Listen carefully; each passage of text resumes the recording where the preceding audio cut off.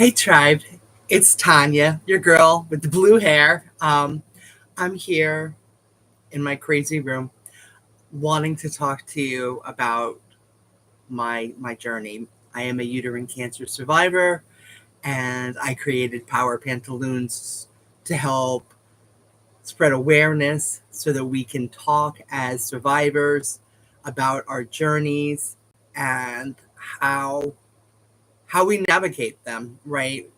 Some of the most devastating words you can ever hear is "you have cancer," and it it it changes your life. You really, it's really like being hit in the face with a 4x4. It is traumatic. It is it's it's incredible. It's absolutely incredible. And when you have your oncologist say things to you like you only have a 5% chance of survival and things like that, there are things and processes you have to put in place to protect your psyche. And one of the things that I did was I decided that we weren't going to talk about any expiration dates.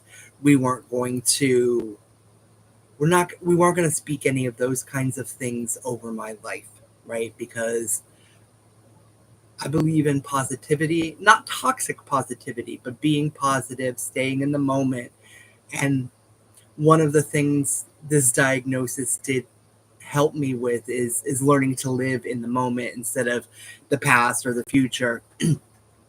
And one of the most powerful gifts that I gave myself was that decision.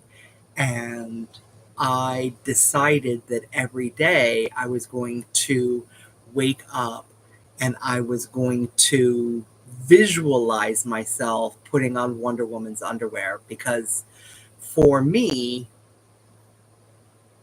Wonder Woman doesn't die, so she was invincible. And this process was me actively deciding to live every day, me choosing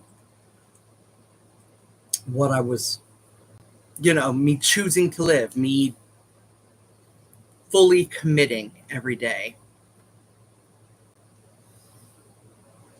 Some days it was really hard. Some days I could barely even get out of bed. Um, I did a lot of sleeping after. So for me, the oncologist gave me the standard of care. And I'm not fond of that terminology, and the standard of care really hasn't changed. But it's surgery, chemotherapy, and radiation. And my oncologist talked to me about something he called a chemotherapy radiation sandwich. And I literally made a face and told him I would rather have the tuna sandwich. But basically what that means is you would have some chemotherapy, and then you would take a little break, and then you would do your radiation, and then you take a little break, and then you would have chemotherapy. So on the other side, so chemotherapy is the bread of this disgusting sandwich. Not disgusting, hard, right? Like, as much as I talk about chemotherapy being poison, but it's also medicine, and it's very toxic. And it has to be to destroy the cancer, but while it is destroying the cancer, unfortunately, it is destroying other parts of your body. Yeah. Things that kept me grounded during this entire journey, right? So my active treatment was about a year. Deciding early on that it was going to be mind, body, spirit, that I was going to, for me, it's always been quality of life over quantity of life, right? Like, while we didn't talk about death and things like, I did have a DNR put in place, and I did prepare for end of life scenarios, because I do think that is important. Because if you don't do these things, you're being selfish, because the people that you leave behind have to deal with this. And if you don't tell them what you want, that gives them an extra burden. And I don't think that's fair. If you are going to give somebody that burden of making those decisions for you, you really should sit down several times with them and have real open and frank conversations about what you would like, so that they can honor that for you, and you're not put in a position where how they're treating that is not how you would want that. So open and frank communication with your friends, family, and your medical team is the glue, right? Like, you want everybody to be in alignment with your healing journey, the steps that you are taking, the things that you are doing, the things that you, what your expectations are, right? Like, you know, and set your boundaries. Who's going to take care of what, right? Like, Aunt Kathy might be the one that comes over twice a week and brings you casseroles in little dishes so that you can microwave them up, so that you're eating healthy, nutritious food and you didn't have to cook it. And maybe your cousin is the one that comes over, puts you in the car, and gets you out of your house for an hour or two, even if you just go sit in a park or go walk around the mall or go to the movies. And while people say some of the most out-of-pocket things to you when you get a diagnosis, and most of it is coming from a place of love, but also a lot of people just don't know how to communicate when it comes to somebody having this kind of diagnosis. And while you're in it, you also need to understand that they're in it too, and they don't know how to support you, and they should be asking you, how should I support you? And you should be telling them how they can support you, and set your boundaries up. Like, we're not going to talk about XYZ. Here's my treatment plan. You know it now. I don't want to hear about it. Like, I'm just going to go do it. I'm going to be in it. I'm going to do it. But I don't want to be reminded of it when we're sitting and having afternoon tea, or I don't want to be reminded of it when I'm over in the corner reading a book and just breathing, because that's all I can do at that time. This is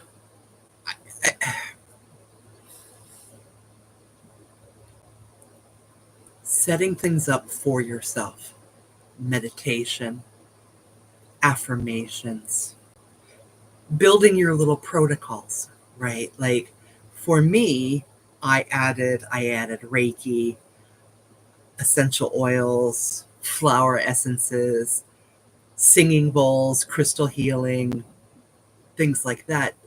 Walking outside on the grass, doing what's called grounding or earthing, where you put your feet directly on the grass, because it allows all of your negative. I don't know exactly the science behind it, but there is science behind it. There's been studies that it helps discharge some electricity from your body and helps you realign. And when you're healing, that's something that could be very helpful. Setting up your little routines. I created a binder, a medical binder, and I called it my portable brain. I have reimagined this, and I have recreated it. It's called the Wholistic Healing Command Center, and it's going to be in the notes so that if you want to check it out, you can. But basically, it's in an app form, so you can get it on your phone, but you can also print it out. And for me, that was vital, because once you start having chemo brain and brain buffering and fog and things like that, you don't remember things. So all of my appointments were in this, all of my medication lists, who prescribed it, what pharmacy it was attached to, my allergy lists, my lab works, every medical document that I received from my providers went into this binder little tabs and little notes so that when I went to a different provider, because when you are in a journey like this, you end up with a whole team just for you.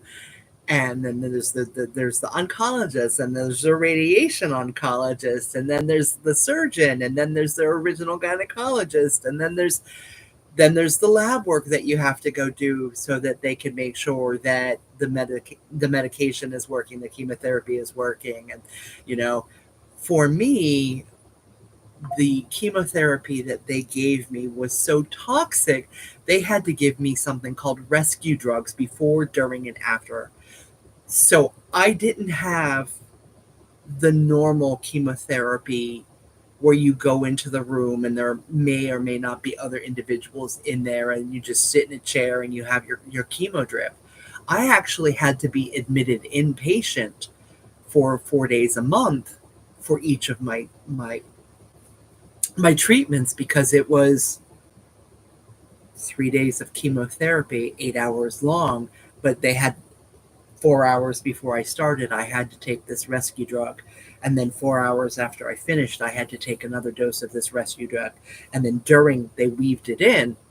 So I had to be inpatient because we did this 3 days back to back. And then I had a month to rest and recover from that. Having a diagnosis like cancer is brutal. It comes out of the blue. Like, a lot of us don't even expect it, don't even recognize some of the symptoms that we have because they're so obscure and they're so disconnected. It doesn't make sense that this could be cancer. And when you compound on top of that for a lot of women, there's medical gaslighting. It could be, they just tell you it's anxiety. They tell you to drink more water. They tell you to lose 10 pounds or 30 pounds or 100 pounds or whatever they want to tell you. And sometimes that BS makes it so that it takes a little longer for you to be diagnosed, on top of the fact that it took you so long to even recognize this might be a problem before you went in to have it looked at in the first place. I want to talk for a minute about how important it is to get the medical tests, your annual exams and things like that, and the age required things, right? Like, I personally believe the peer reviewed data needs to be looked at again, and mammograms starting at 30, I think that needs to be 15, honestly, because it seems to me that people are being diagnosed earlier and earlier with cancer. And I think the standards of testing need to be adjusted. Colonoscopies start at 50 unless you have medical family history or direct medical reason for you to have one earlier. And then once you have that, they recommended, I think it's every 10 years. But for me, I'm on a regimen of every 5 years because I had uterine cancer. So I can't have uterine cancer again because I don't have a uterus anymore. They took the whole kit and caboodle out. But it doesn't mean that I can't have cancers of the area. And so, but I'm done. I'm done. I've done my activity. I'm just done. And I do. I think mindset plays a big part in it. But if you are going through something like this and you want a platform to talk about it, feel free to shoot me a DM, because Power Pantaloons is always looking to talk to individuals that are either going through their cancer journey right now, have gone through a cancer journey, and want to educate and advocate. Caregivers. I would love to hear from caregivers too, because they offer a lot of really valuable, important information, and as somebody who's been on both sides of the fence, with the diagnosis and also watching other people go through this diagnosis, there's a lot going on in my head, and if I can get the brain to brain and talk about it, I think platforms like this are crucial.